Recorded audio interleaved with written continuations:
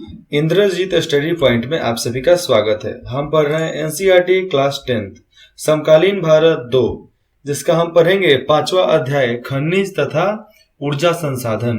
खनिज जो हम माइनिंग करके निकालते हैं और ऊर्जा संसाधन जो हमें ईंधन का काम करता है, उसके बारे में। तो चलिए जानते हैं कहाँ से हम खनिज निकालते हैं और कहाँ से ऊर्जा संसाधन प्राप्त करते हैं।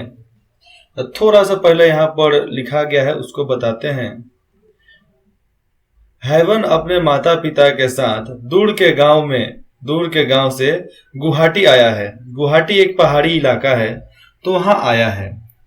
वह लोगों को घरों जैसे अजीब चीजों में जाते देखता था। मतलब वो उधर तो था, गांव में तो झोपड़ी होता है, लेकिन शहर में कुछ अजीब सा दिखता ना। अरे घर, ये क्या चाहिए भैया, सीमेंट का बना हुआ है, हमारे घर तो माटी का बना हुआ है। तो आश्चर्यचकित था। जो सड़क पर चलती है वह एक रसोई को भी बहुत से घरों के साथ जाते देखता था। रसोई मतलब ये नहीं ठेला पर कुछ रख के ले जाया जाता है उसको। वह आश्चर्य से अपने पिता से पूछा कि पिताजी, हमारा घर इस प्रकार क्यों नहीं चलता, जैसे कि ये गुवाहाटी में देखा जा रहा है। जैसे मैं देख रहा हूं वैसा हमारे गांव में घर में क्यों नहीं होता। उसके पिता ने बताया कि यह घर नहीं है, यह बस है। यह क्या है? यह बस है। और रसोई को मतलब बस को रसोई समझ लिया था। फिर बताया कि यह बस है, यह गाड़ियां हैं। हमारे घरों की तरह यह ईंटों और पत्थरों से नहीं बनी है।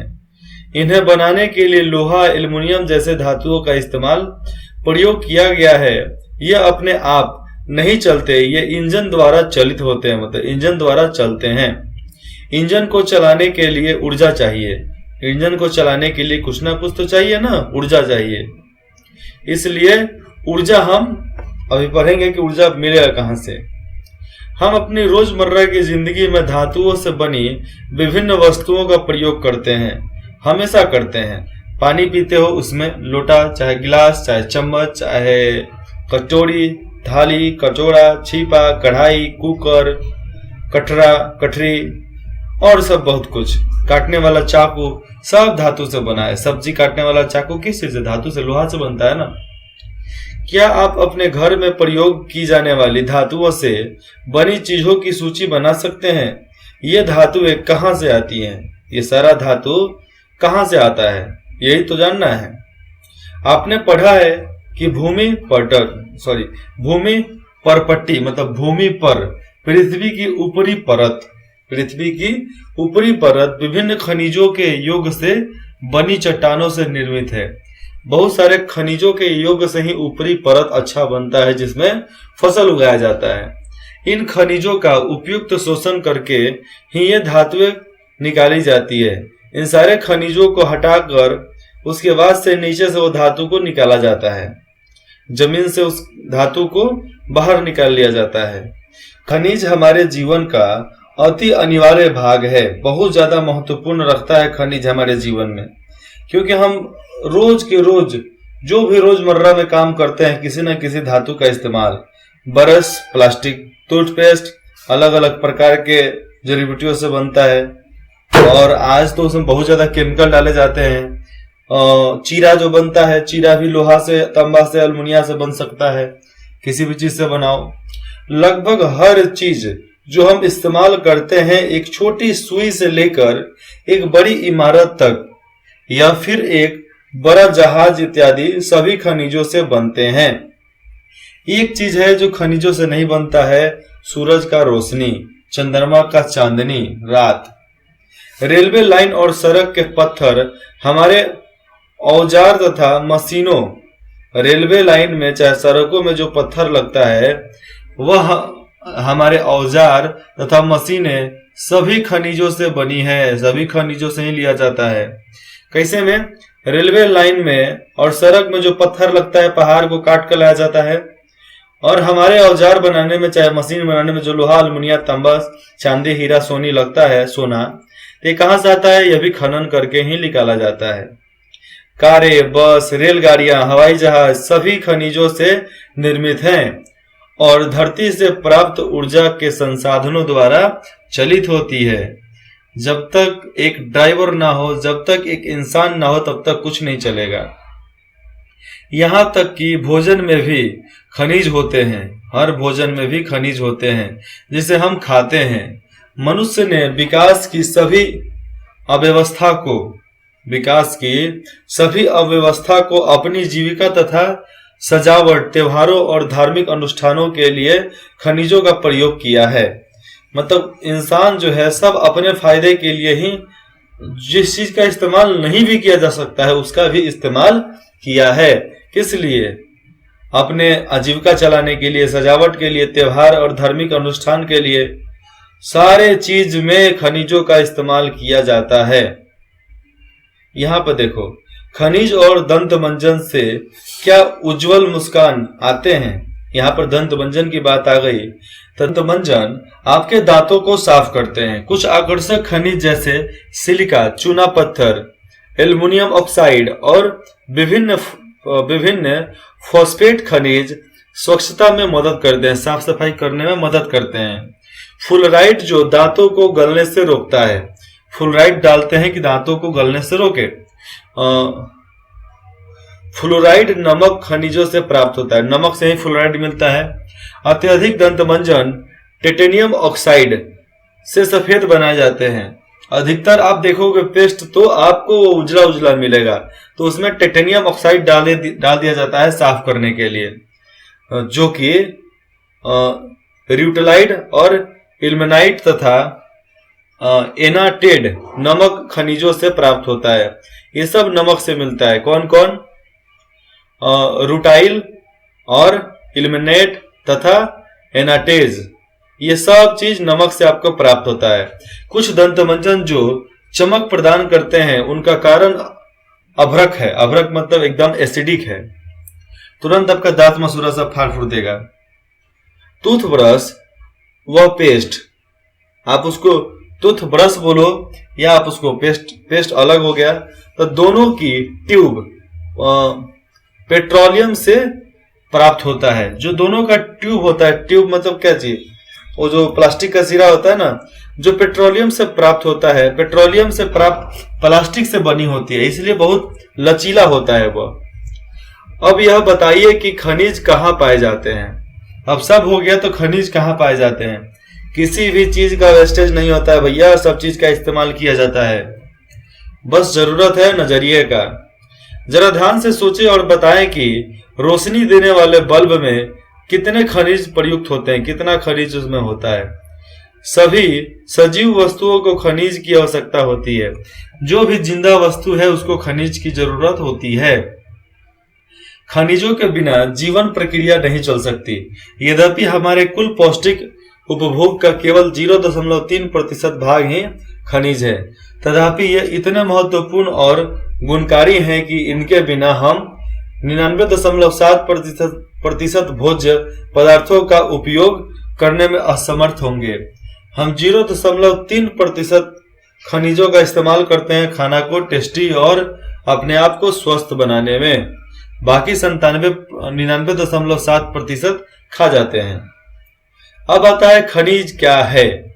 हमने पढ़ा खनिज खनिज खनिज, अब पढ़ते हैं खनिज है क्या। भूवैज्ञानिक के अनुसार खनिज एक प्राकृतिक रूप से विद्यमान समरूप तत्व है। मतलब एक तरह से जानो तो खनिज एक प्राकृतिक का रूप है जिसकी एक निश्चित आंतरिक रचना होती है, उसकी अपनी खुद की रचना होती है। खनिज प्राकृतिक में अनेक रूपों में पाया जाता है।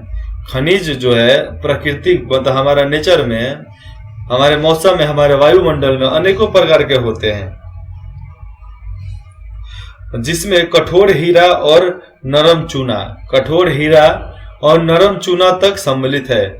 हीरा इतना कठोर होता है कि हथौड़ी से मारोगे तो हथौड़ी में छेद हो जाएगा, नहीं तो लकड़ी नीचे होगा तो लकड़ी में छेद हो जाएगा, लेकिन हीरा नहीं फूटेगा, एक खरोंच भी नहीं आएगा उसको।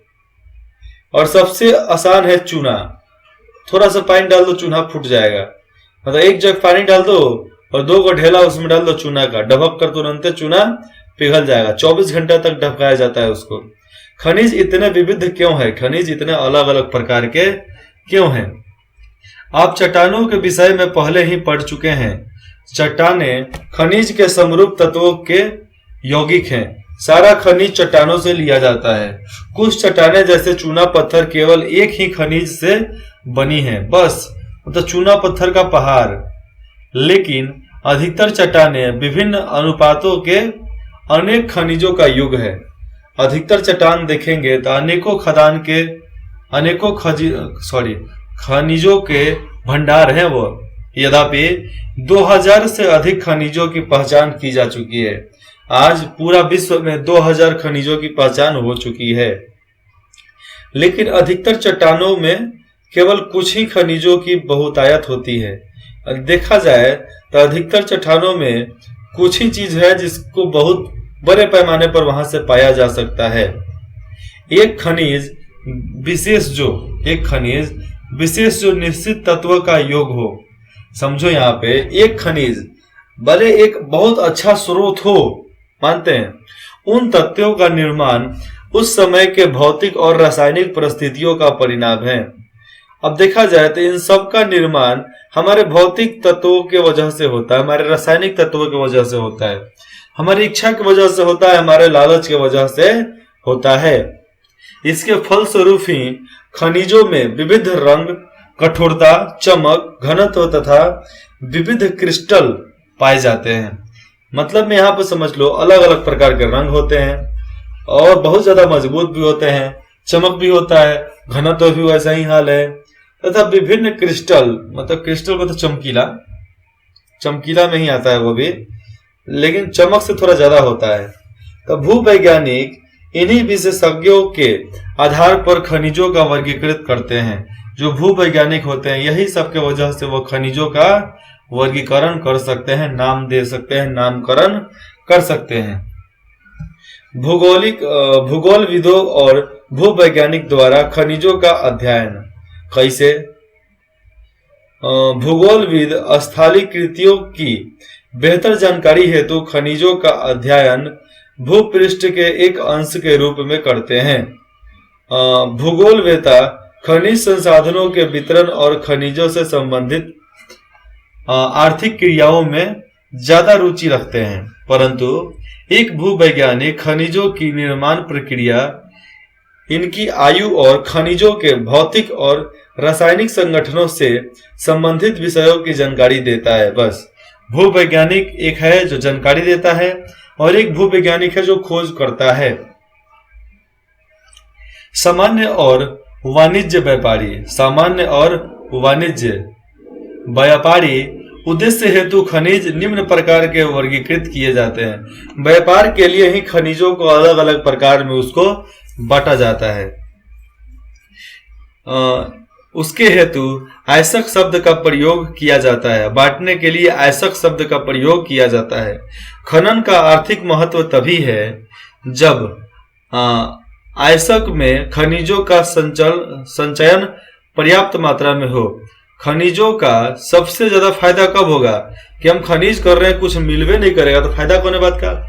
जहां मिले वैसा खनिज किया जाता है, वहां पर खोदा जाता है नीचे जमीन में।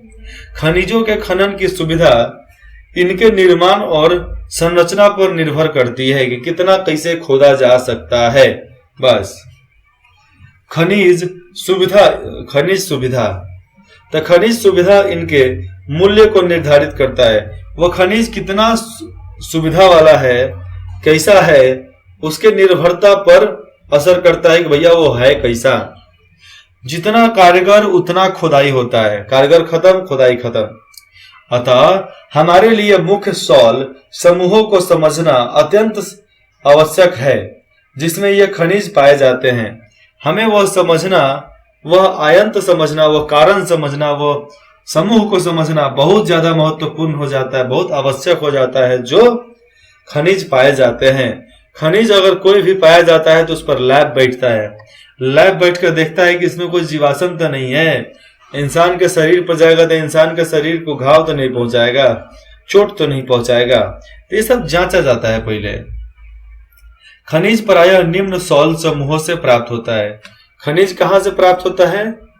निम्न सॉल समूहों से। सॉल समूह मतलब कि एक तरह से बैक्टीरिया समूह। पहाड़ी वाला पहाड़ काट कर मिलेगा, पानी वाला पानी के अंदर मिलेगा, तो एक तरफ से लिक्विड फॉर्म में होता है, लिक्विड, सॉलिड और गैस, 3 फॉर्म में आपको खनिज मिलेगा।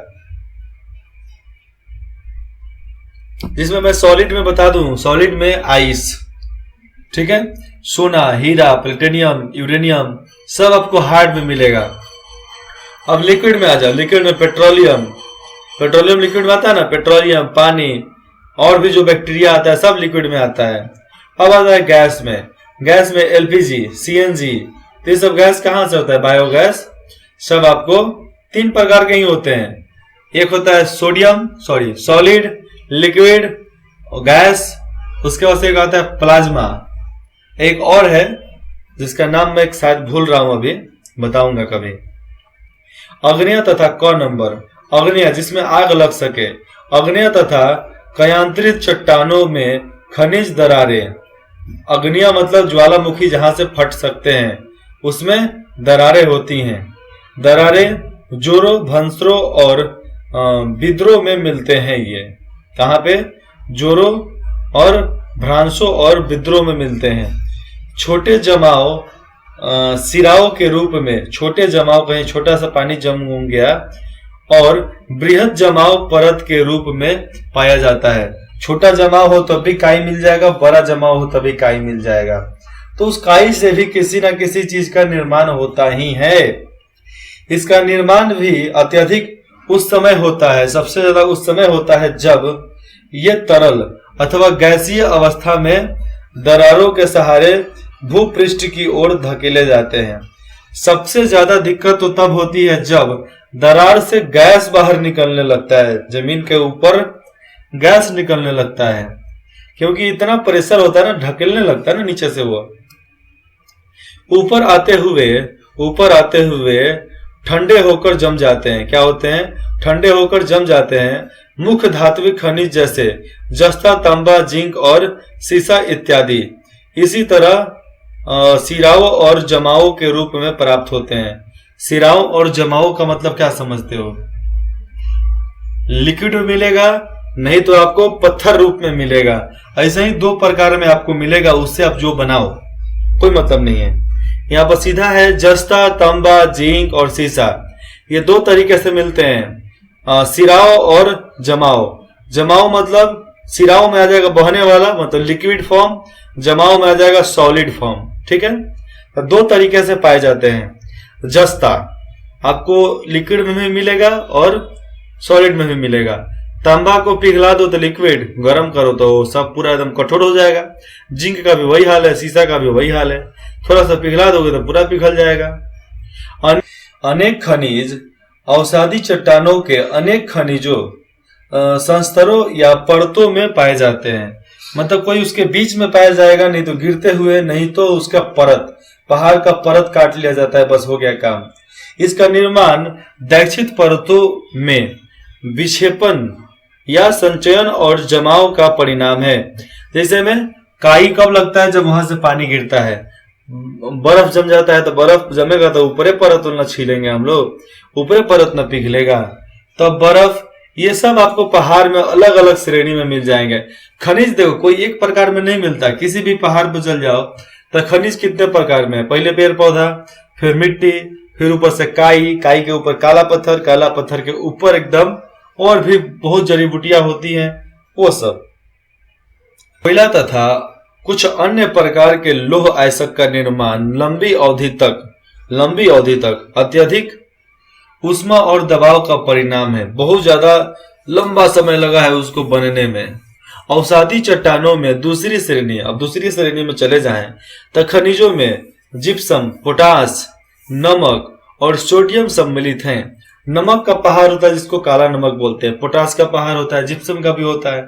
इसका निर्माण विशेषकर शुष्क प्रदेशों, ठंडा इलाके में वाष्पीकरण के फलस्वरूप होता है। ठंडा जगहों पे जब गर्मी आता है ना, एकदम पूरा गर्मी चिलचिलाती धूप, तब वहां पर इसका फलस्वरूप दिखाई देता है कि हाँ यहाँ पर भी है, चाहे वहां पर बन सकता है। खनिजों का उपलब्धता, खनिज कहाँ पाए जाते हैं, ये मैंने नीचे नहीं बोला, डायरेक्ट ऊपर से शुरू कर दिया, छोड़िए आप इसको, मैं थोड़ा सा बता देता हूँ। सामान्यतः खनिज अयस्कों में पाए जाते हैं। अयस्कों मतलब पहाड़ी इलाके में ही पाए जाते हैं। चाहे नदी का चाहे झील में पाए जाते हैं। किसी भी खनिज में अन्य अवयव या तत्वों के मिश्रण या संचलन हेतु आयसक शब्द का प्रयोग किया जाता है। उसको चलाने, उसको व्यापार करने के लिए आयसक शब्द का इस्तेमाल किया जाता है। अब पढ़ते हैं खनिजों का वर्गीकरण। खनिज कितने प्रकार के होते हैं? धात्विक, अधात्विक, ऊर्जा खनिज। धात्विक में आ जाएंगे लोहा धातु, इसमें लोहा धातु का अंश हो, जिसमें लोहे, लौह, आयस्क, मैग्नीशियम, निकल और कोबाल्ट। और धात्विक में आ जाएंगे जैसे में तांबा, सीसा, जस्ता और बक्साइड। और इसमें बहुमूल्य खनिज में आ जाएंगे सोना, चांदी, प्लेटिनियम, हीरा, ये सब आपको इसमें आएंगे। अब है अधात्विक, ठीक है, जैसे में अभ्रक, नमक, पोटास, सल्फर, चूनासम, चूना पत्थर, संगमरमर तथा बलुआ पत्थर। अब ऊर्जा संसाधन में आ जाएगा कोयला, पेट्रोलियम, तांबा, यूरेनियम, प्राकृतिक गैस, ये सब खनिज में आ जाएंगे। ग नंबर, खनिजों के निर्माण की एक अन्य विधि धरातलीय चट्टानों का अपघटन करता है। एक और विधि है जिसके वजह से पहाड़ों को काट लिया जाता है। कैसे? चट्टानों के घुलनशील तत्व जो मिल सकते हैं पानी से, चाहे किसी भी लिक्विड से मिल सकते हैं, उसको निकाल लिया जाता है। और अपर्दन के पश्चात उसके कटाव के बाद आयसक वाली अवशिष्ट चट्टान रह जाती है। और जब वो कटाव हो जाता है तो केवल जरूरी वाला सामान ही सामने रह जाता है, बस। बॉक्साइट का निर्माण इसी प्रकार होता है। बॉक्साइट का निर्माण ऐसा ही होता है, जैसे में समझो बाहर का जितना भी परत होता है उसको काट लिया जाता है, पत्थर बनाकर नदी में फेंक दिया जाएगा। नदी के किनारे, समुद्र के किनारे, चाहे कहीं भी पुल बनता है वहां पे। और बाकी बन गया अंदर का बॉक्साइट। तो बॉक्साइट का इस्तेमाल आपको गैस बनाने में कर देंगे, पेट्रोलियम में कर देंगे, चाहे उसका खाद बिया बनाने में कर देंगे। घ नंबर, पहाड़ियों के आधार तथा घाटी तल की रेत में, पहाड़ियों का आधार चाहे घाटी तल के रेत में जलोढ़ जमाव के रूप में भी कुछ खनिज पाए जाते हैं। अब जहां पर जलोढ़ जमाव होता है, जहां पानी लग जाता है, बालू वाला इलाका, वहां पर भी खनिज पाए जाते हैं। ये निक्षेप प्लेसर निक्षेप, उसका नाम है प्लेसर निक्षेप के नाम से जाने जाते हैं। वो इनमें प्रायः ऐसे खनिज होते हैं जो जल द्वारा घर्षित नहीं होते, मतलब जल के द्वारा वो घर्षित, मतलब घर्षण पैदा नहीं होती उनमें। इन खनिजों को सोना, चांदी, टीन और प्लेटिनियम प्रमुख है। अब सोना को कितना टकरा लो उसमें आग नहीं लगने वाला, चांदी को कितना टकरा लो उसमें आग नहीं लगने वाला, टीन को आप कितना भी टकरा लो आग दिखाई देगा लेकिन आग लगा नहीं सकता है। प्लेटिनियम भी वैसे ही है। प्लेटिनियम थोड़ा महंगा मिलता है, बहुत ज्यादा महंगा है प्लेटिनियम, सोना से भी महंगा होता है प्लेटिनियम। अब महासागरीय जल में भी विशाल मात्रा में खनिज पाए जाते हैं, लेकिन इनमें से अधिकांश के व्यापक रूप से विकसित होने के कारण इनकी आर्थिक समर्थता कम होती है। फिर भी सामान्य तौर पे नमक निकलता है, मैग्नीशियम निकलता है, ब्रोमाइन निकलता है। ब्रोमाइन एक लिक्विड है, एसिडिक है, ज्यादातर समुद्र जल से ही प्रगलित होता है। ज्यादातर समुद्र में पानी ही पानी होता है, पानी से ही प्रगहित होता है, मतलब केवल पानी दिखेगा। महासागरीय तली, सागर के तली मतलब जमीन भी मैग्नीशियम ग्रांथिकाओं में धनी है। आप महासागर के तली मतलब उसका जमीन सरफेस पे जाओगे, आप पानी से नीचे जाओगे सागर के तल में, तो वहां पर भी आपको क्या मिलेगा? वहां पर भी आपको ऐसा चीज मिलेगा जो आपको मैग्नीशियम दे सकता है। मैग्नीशियम ग्रंथि से वो सब मिले जुले हैं। अब है एक रोचक तथ्य। क्या है? रोचक तथ्य। इसको मैं अगले भाग में बताऊं क्या? चलो आपको मैं इसको अगले भाग में बताता हूं। उसके बाद ये भारत के अच्छे प्रकार के संसाधन बताते हैं, ठीक है। इंद्रजीत स्टडी पॉइंट में जुड़ने के लिए आप सभी का बहुत बहुत धन्यवाद। आशा करते हैं कि आपको जो भी दिक्कत हो आप बेझिझक कमेंट करके बता सकते हैं। हमें आशा है कि हम अपना बेस्ट आपको देते हैं और देते रहेंगे, और भी कोशिश करते हैं कि बेस्ट आपको दे सकूं। धन्यवाद।